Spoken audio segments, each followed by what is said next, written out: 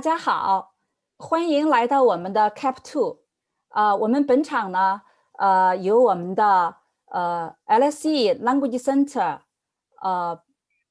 施丽静博士来给我们做我呢先说一下我们今天的 procedure，完了之后呢，我再来介绍一下施丽静老师。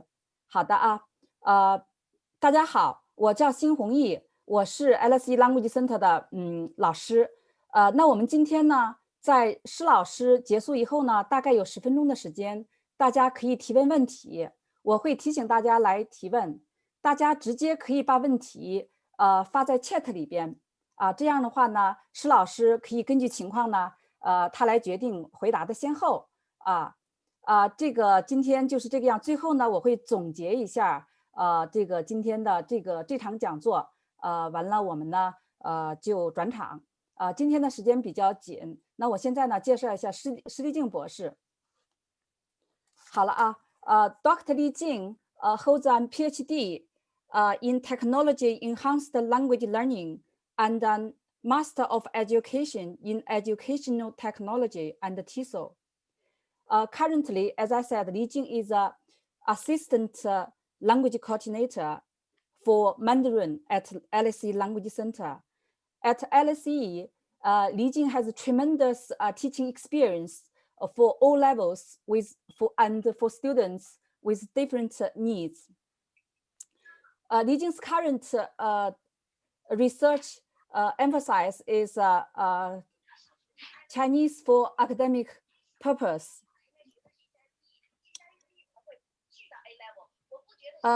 Prior to joining LSE, Lijing has taught EFL in the UK and contributed to the UK's first distant learning language courses, Mandarin language courses at Open University. She has publications in areas of eye tracking, dynamic assessment, online language teaching, and intercultural communication. She is a reviewer for several leading research journals. We are very glad to see that this September, Lijing has elected as the chair of British Chinese Language Teaching Society. Today, Lijing is going to bring to us a very interesting topic, academic skills for IR and Chinese students. Okay, let's see what Lijing is going to share with us her private syllabus design module. Welcome, Lijing. Oh, thank you, Hongyi. Hello, everyone. Thank you for coming to my session. All right. So as Hongyi said, I have been in LSE for a while. So, and then today it's a great opportunity to share our practice and our thinking behind the course designs. So I will just very quickly, as Wu Laoshi, Fudan Professor Wu Zhongwei just said, we always refer back to EAP for some theory framework. So I will very quickly talk about the curriculum design, syllabus design in EAP as well. And I would like to identify the 3 areas we actually need to take into consideration, which is language, content, and skill. Then I want to illustrate my thinking using 2 case studies. One is the course I have been teaching in the last 7 years is language societies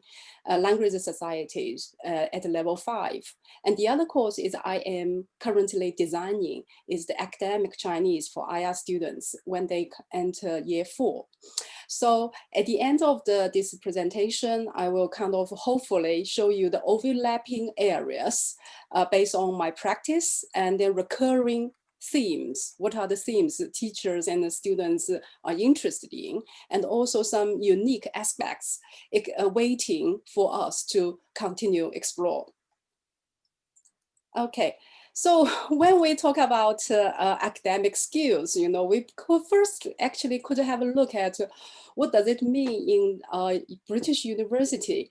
And then you're probably aware that the EAP courses or academic skills is one of the most widely offered options for university students.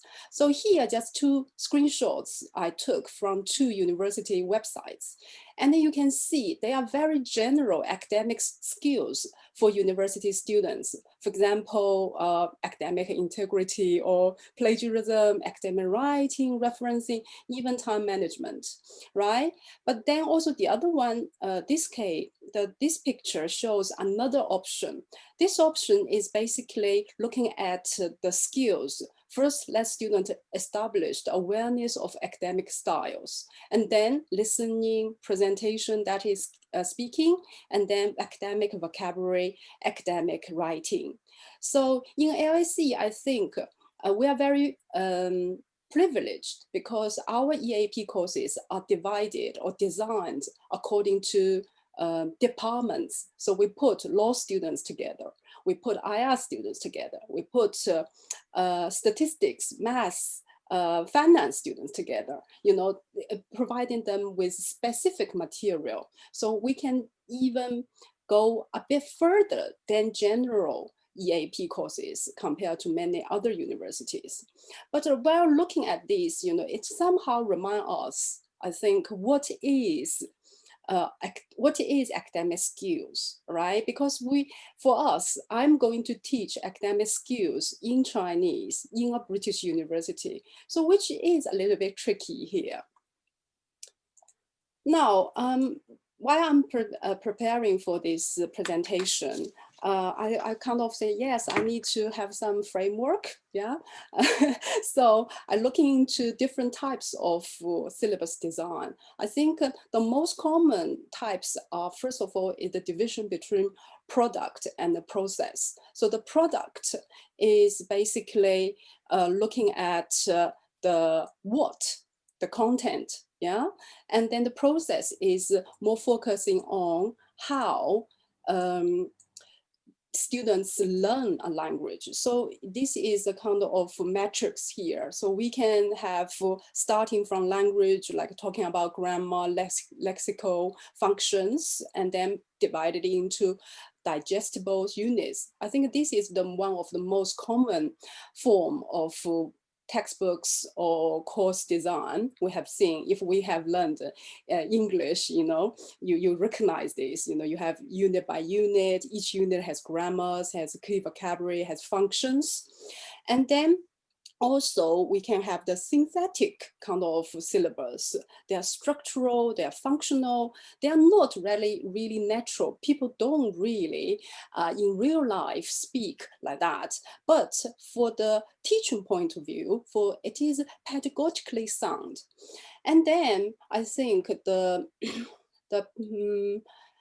method in teaching English changed. So now it's more geared towards task-based learning because people realize we need to focus on the learning process as well.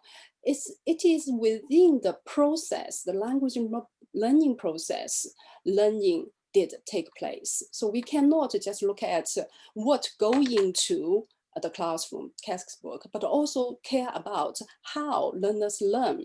So two options here, task-based learning, and the other one is analytical. So basically, like throwing students into a real, natural learning environment, as if they are in China or in a business room, in a diplomatic negotiation. They need to kind of acquire the language skills, the language structure, vocabulary within that kind of context. So that is one way of looking at syllabus design. The next one is basically looking at approach, design, and procedure. Okay, so it's starting with underlying series of language and or language learning and teaching, then design the syllabus, think about the content, classroom activity, and the materials, and so on. Okay, and then when come to the procedure, specification were made in terms of how teaching activities are carried out in the classroom. And then More recently, I noticed there's another kind of twist to more cognitive approach. Okay, so a cognitive. So this person, I think he's particularly interested in to analyze the language discourse from the cognitive point of view. All right, because of the time, I just going through this very, very quickly. So I think to be practical, I just go to take a very wide view. Is basically I think we need to focus on content. Classroom tasks is basically teacher designed, and also learning activities that can actually beyond the classroom. So I try to incorporate these elements into my course. All right, so now come to LSE, you know. So LSE, as Catherine said in the welcome session, is a leading social science university in the world, top one in Europe, and then second in the world. So our motto is to know the cause of things. So I translated it as 知晓诸事之缘由. So how does the things happen? Why does that happen? I think LSE want to cultivate students with a mind of inquiry and with the ability to explore the reasons. So when I design Mandarin Chinese for social students, I also need to kind of think about what are the key topics they are interested, whether or to what extent I can cultivate my students, enable them to explore the causes of different things. Okay, so I came about, I like pyramids. So I just thought I will going to present my course design using this pyramid image. So I will start with subject content. So I thought some content related to social science, but I also at the same time, I need to think about the language focus which is appropriate for our mastery students. So when I'm talking about mastery students, they are C2 in European framework. They are kind of HSK 5/6 according to HSK standard. But on the other side, I also need to think about their academic skill. So academic skills in terms of what they are expected to be able to do using Mandarin Chinese. So in short, I think I want them to be able to express quite a sophisticated thinking in Mandarin Chinese correctly, able to argue their points, whether verbally or in speaking.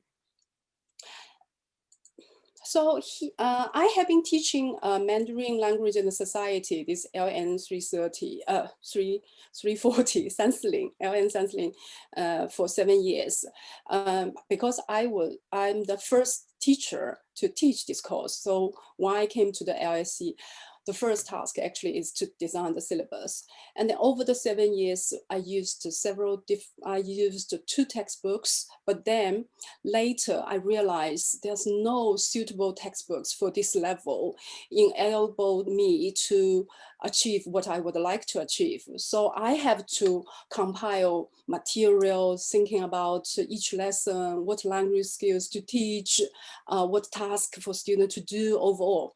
So here on the screen is basically one term of my syllabus design. As you can see, the topics range from wealth inequality, 财富不平等, 中国软实力, cultural soft power reflected in cultural broadcasting, and also like internet economy, Alibaba, IPO, things like that. So it's a very wide range because I found these topics are very popular in the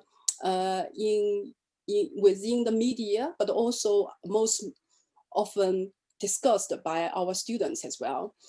Then I try to embed the research project into our course.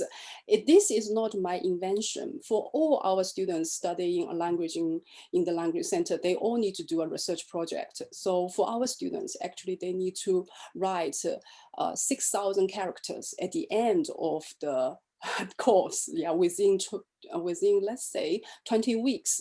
But the good thing is this task is divided into different steps: proposal, outline, presentation, literature review. So they have they can do it step by step. And then the other side is our continuous assessment. We, on top of a research proposal, we still have like essay 1 is text analysis. And then essay 2 is like an argument piece. And also we want them to do a video project, which actually can be linked to their research project. So as you can see here, it's quite a lot for students to do. All right, now, because of time, I just quickly talk about this. So from another perspective, my course design is look at the specific, subject-specific topics. All the topics I picked up here, I think are very much social science, related to social science. And then for the language teaching focus, I look at the formality. So how to speak a language, Chinese, Mandarin Chinese, more formally, you know, 正式的语言, 书面的语言, so classical expressions, translation, etc. But also I try to incorporate the academic skills like to summarize, to argue, to describe, to do the literature review, to analyze data. All these things can be reflected from the research project and classroom activities. So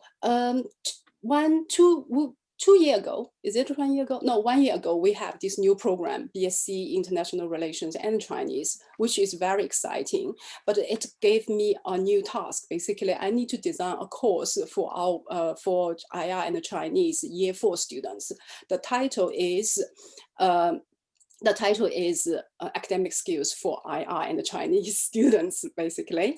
So when I'm looking into IR relations, what is IR, international relations? Actually, it is a cross-disciplinary subject. Okay, it includes so many things. It includes everything, basically, ranging from history to multi-country companies.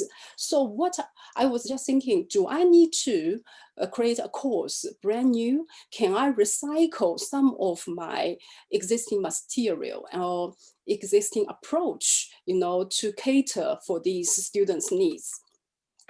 So actually, I did a little survey with my students, and then out of the topics, 20 topics, I give them, you know, the total 20 topics, actually, most of them, I have been using them with general social science students. And then here you can see, these are the ones they most interested and that they found the most relevant to their study and then career development, like Hong Kong, 消费主义, and then of course they are interested in politics, okay, and then soft power, but they're also interested in Chinese people in Africa and Africans in China, you know. And another thing surprised me is they are very interested in 户口, the 户籍制度, because they say, oh, we don't learn this in other courses, so it will be interesting to learn them. So these actually, what I'm showing here are the recurring themes for the IR students. So, and then when I come to think about the design for my IR, academic for IR, is basically I still can use this model, subject, language, Chinese language, and academic skills. So I can make the topic more IR specific, like I've shown you before, Hong Kong, Chinese in Africa, etc. But here I need to make sure include IR terminologies, yes, particular IR terminologies, make sure all the terms they need are there. And then when I talk about a Chinese language, I think the language need to be level appropriate, you know, for level 5. So the things I mentioned before, like classical expressions, I think Professor Feng Shengli has a book talking about the classical expression, the formality, which is very useful for this level of students. But at the same time, you know, the composition structures, you know, when they write very long essays, how to make the structure clear and logical. And also, I think at this level, translation skills is very necessary. So that is some discovery I found out during my last 7 years of teaching.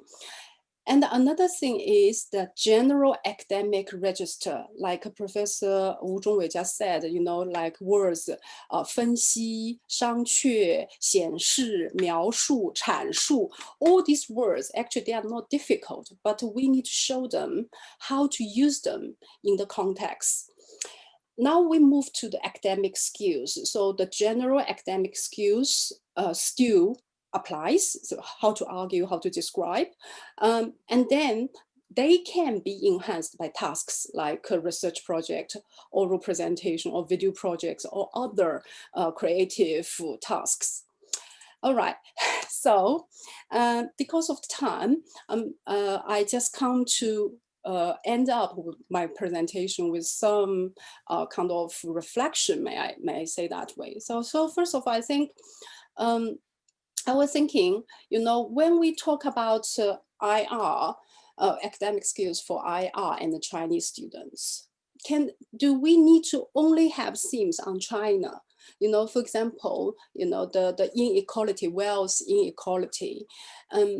Should I pick up a piece, only talk about inequality in China, or I can also talk about inequality in the USA, in Hong Kong, in Africa, in Brazil, you know, how do we make it China or general? That's my first question. The second question is, when we choose pieces, do we only include like a Chinese authors? Because there's a kind of model, you know, we when we learn English, we learn the pieces written by native speakers. So but is there a good thing or bad thing? We also involve authors, like for example, some researchers, you know, American researchers who are very experienced in IR, for example, but they may be written something either in Chinese or in English, whether we can include them as well. And also the universal and the specific academic skills. Yeah, I was actually basically thinking about one example. For example, the academic styles are very different in China and in the UK. For example, in the UK, students write about proposal, research proposal, but in China, students need to write a 开题报告. So 开题报告 is very different from research proposal. And then which one, if they are learning this course in the UK, which style should we ask students to follow or to complete or even to be assessed? And also, I think another observation is many of the EAP courses only teach them to read and write research papers and do the presentation. But for our students, is that enough, or we can give them more? All right, so I was curious, you know, there are some answers I think I have found a solution, and then some I still discovering, exploring, and hope to hear more suggestions from today's conference, like attendees, you know, friends. So basically, I think to design a course for IR, for example, we need to include the subject content. Yeah, the content need to be authentic. The content should be multimedia, because nowadays technology is everywhere. And then third, the other side is the language focus. We need to focus on level appropriate when we teach, either through the classroom activities or through the course book. We need to provide level appropriate language focus, terms, registers, etc. And then come to the academic skills. I think we need to be a bit flexible, you know, kind of be realistic, thinking about what is these university year 4 students are going to do. And then kind of why, in what kind of situation they are going to use these academic skills, not only just for passing our exams. Okay, I think that's all I want to say. So here are some references I mentioned, very simple references. And also, thank you very much. Thank you. 大家有问题的话，可以 OK 放在 chat 里，或者直接问黎静老师也可以。黎静老师好像陈老师有一个提醒给你看一下。哦，对，谢谢陈老师的这个comment，说陈老师 suggest I could have look at the CLIL framework for language learning, content and language integrated learning, in particular the 4S in the DOLI model, content, communication, cognition, and culture. Thank you, 陈老师. I will looking into that. Yeah, it looks very relevant to me. Then, good.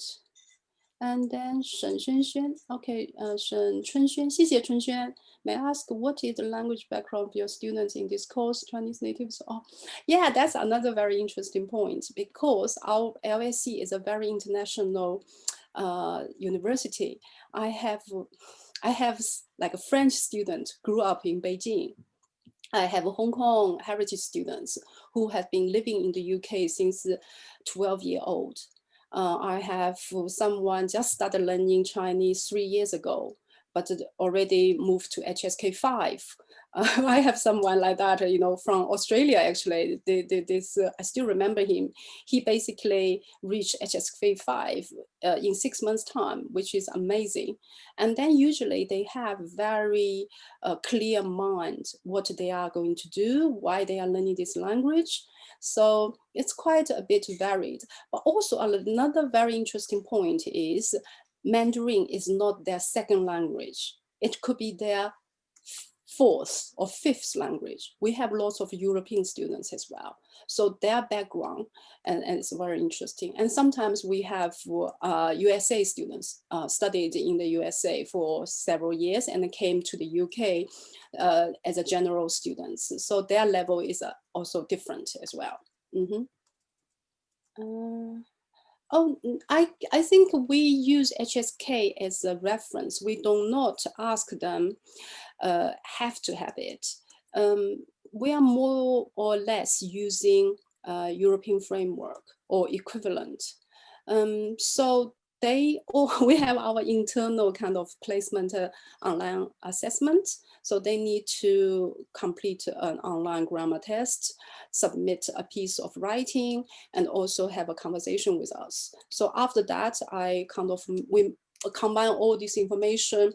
We may make a decision whether this student will be suitable for the LN Sansiling, the general Mandarin and the culture course. But for the IR students, they start from total beginner. They are going to be learning 2 years in LSE, then 3rd year in Fudan. And then when they came back from Fudan, they will be learning with us again. So the course I'm designing is for this group of students. Okay. All right, thank you. Thank you, Chen Laoshi. Even give me the reference for that. Yes, that's great. Okay, yeah. Thank you.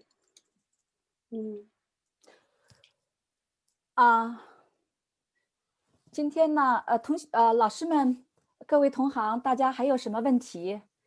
黎静今天给我们一个，我觉得it's thought provoking talk insight into the Chinese teaching for IR students. It's for me. It's also very useful because I'm going to design A subjects. The focus will be employability.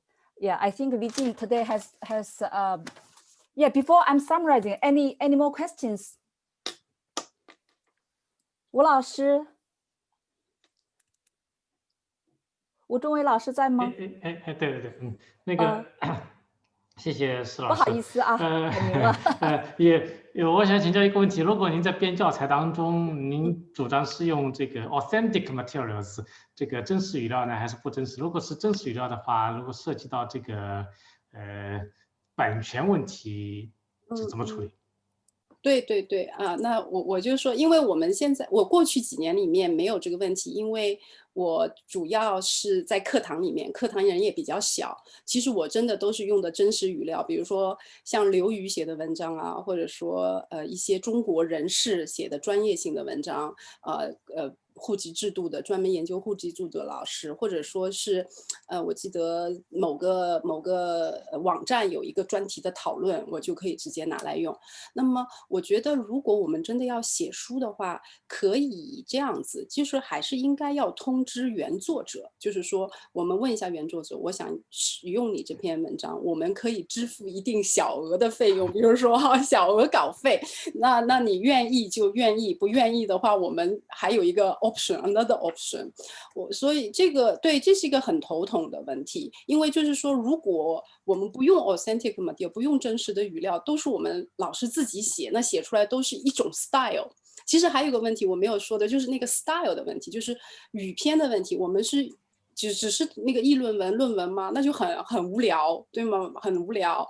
那如果是要有不同的风格，那么对老师的挑战也很大。我们也不是作家，今天可以这个自己写肯定不行，明天可以夸张，那个可能也写不出来。所以我觉得可能就需要一方面做好准备，就是说自己来写一点，要稍微改一改；一方面也可以就是跟那些原作者沟通一下，说啊，我们是复旦和 LSE 要编教材，那你的文章写得很好啊，我们有没有这个荣幸来录用你的文章哈？你的文章将会被世界的学习者看到。我觉得有些作者可能还是愿意的。那还有一个，其实我是在想，我们的学生写的一些东西。其实我觉得我们的学生写的东西也是，有一些优秀的学生写的东西也是不错的，也可以如果他愿意的话，那个可以教材征求他意见啊，放进来。对对对，可能还有一个办法就是那个注明出处。我就好像我写了一个综述。对。然后括号某某人在这里是2005什么什么的，那我没有盗用你的东西，我注明了，但是这个最后的这个东西是我写的，这综述是我写的呀。对对对，就是还是有一些方法的，但就是的确是一个比较头痛的一个问题，对，就是要动一些脑筋。所以谢谢吴老师给我这样一个新的建议，谢谢。谢谢。好的吴老师这个问题呢，确实是我们需要一个，我们目前为止也还没有找出一个很好的方法，因为我们高级呢确实是引用了其他的广泛的途径的一些其他人的这个作品这个确实呢我们值得商榷今天呢我们的时间所限就到这里，后期呢我们这个 talk 已经录好了。在我们合适的时候，我们会通知大家。大家可以如果想再回头看一下，或者你已经缺失了哪一部分呢，可以回头再看一看。谢谢大家今天来参与我们的黎静的演讲希望对大家有用谢谢黎静谢谢弘毅，谢谢大家。大家可以喝点咖啡休息一下，然后下一场就是我们 LSE 和复旦的那个 discussion panel 了哈。对，11:45是 discussion panel， 就是我们两家可以就是详细的讨论交流。OK， 好，谢谢 ，Thank you Angela，Thank you。